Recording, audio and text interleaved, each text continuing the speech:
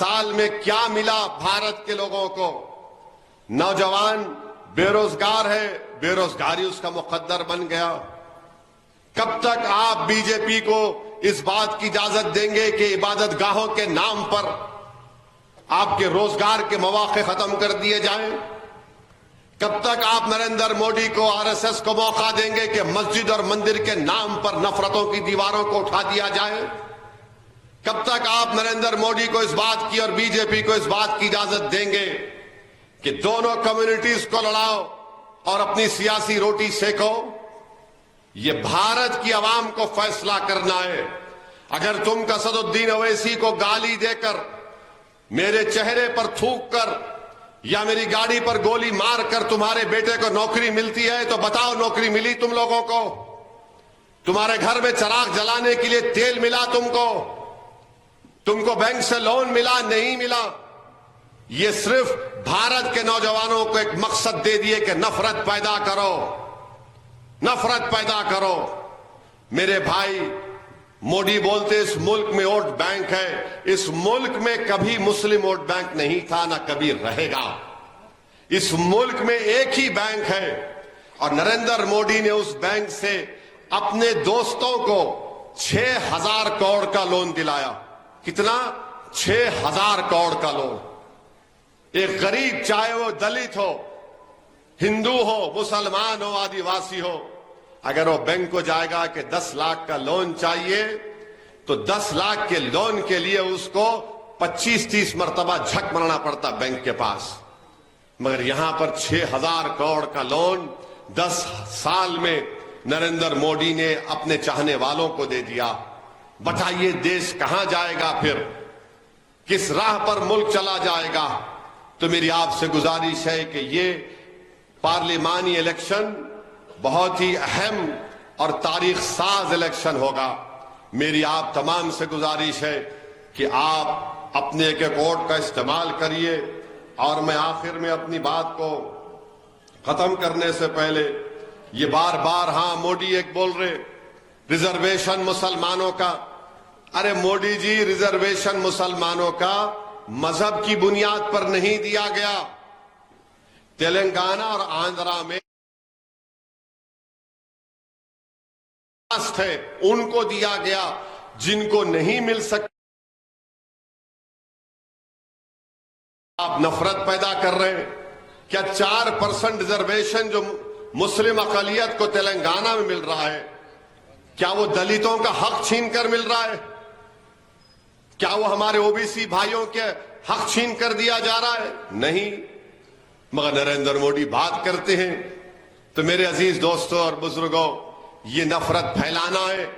और मैं उम्मीद करता हूं कि ना सिर्फ तेलंगाना बल्कि आंध्रा की आवाम भी तेलुगु देशम चंद्राबाबू नायडू चंद्रुडू को सबक सिखाएगी। वहां पर तेलुगु देशम जनसेना वो एक्टर और हिंदुस्तान का बल्कि दुनिया का सबसे बड़ा एक्टर है तो नरेंद्र मोदी है।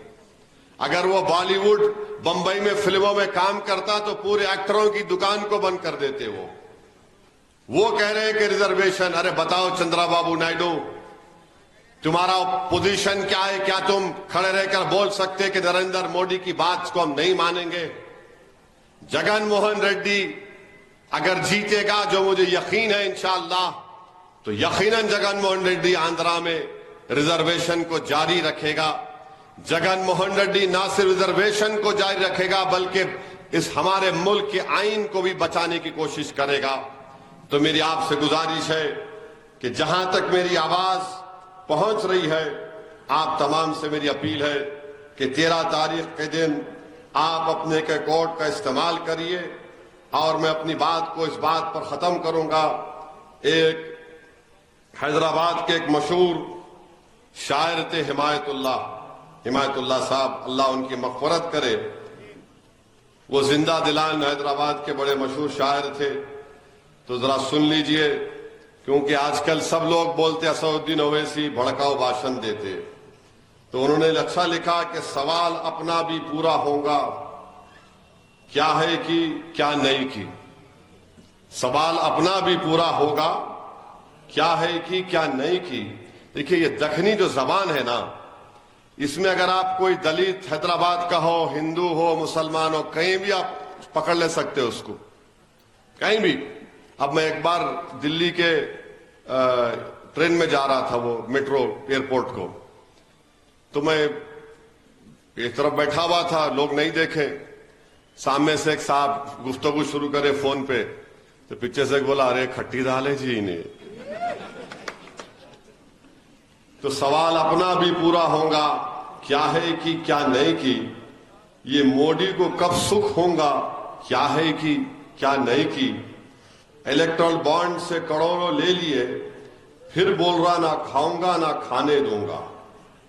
सवाल कर रहा हूं आपसे, इलेक्ट्रल बॉन्ड से करोड़ों ले लिए, फिर बोल रहा ना खाऊंगा ना खाने दूंगा। क्या किया नहीं किया, क्या है कि नहीं की, क्या है कि क्या नहीं की। ये गारत का घड़ा भरता नहीं होऊंगा, ये गारत का घड़ा भरता नहीं होगा, क्या है कि क्या नहीं की। मुसलमानों को घुसपैठिया बोलूंगा, लेकिन हबीबी से गले मिलूंगा।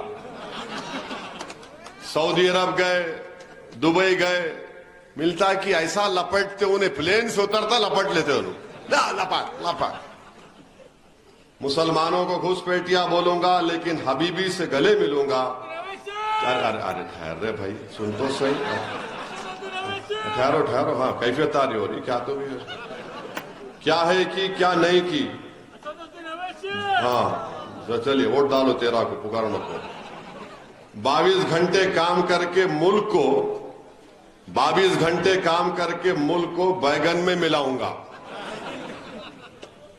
राजेंद्र साहब गाली तो नहीं है ना? कहां है राजेंद्र? चले गए।